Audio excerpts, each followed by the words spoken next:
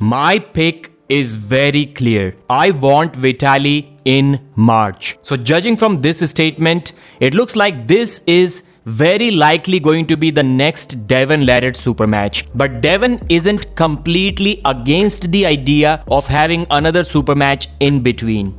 Before we discuss that, let's discuss a couple of other interesting topics.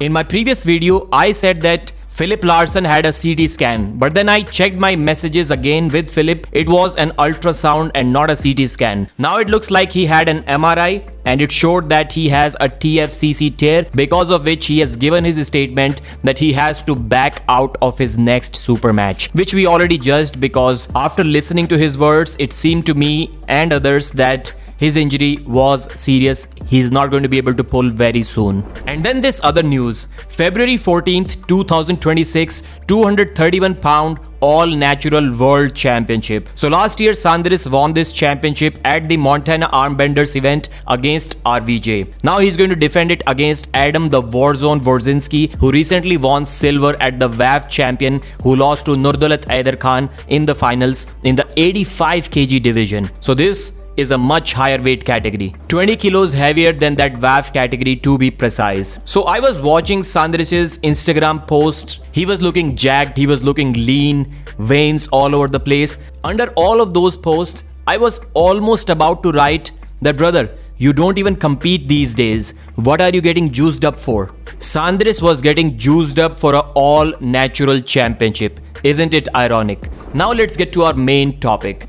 Devon has hinted that his next match will be either in February or in March. It looks like he wants the match to be in March.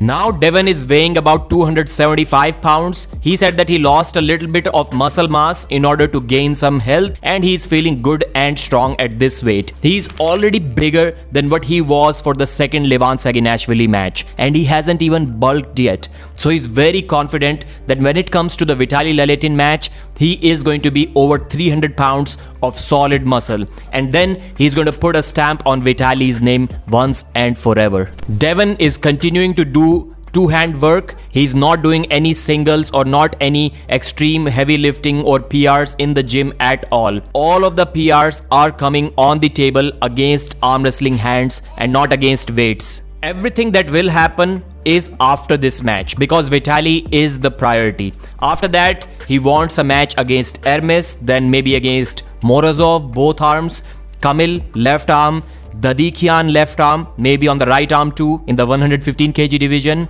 then a Vitaly Laletin left arm, Alijan Muratov left arm match. So Devon has all of these matches on his radar, but still he did say that if a good match is offered to him in December, don't be surprised if Devon competes in that. But it will be a last second thing, it will be a last second decision. And since we were talking about Devon's weight, he said that he should probably be in the 115 or even 105 kg category, because that's where he belongs.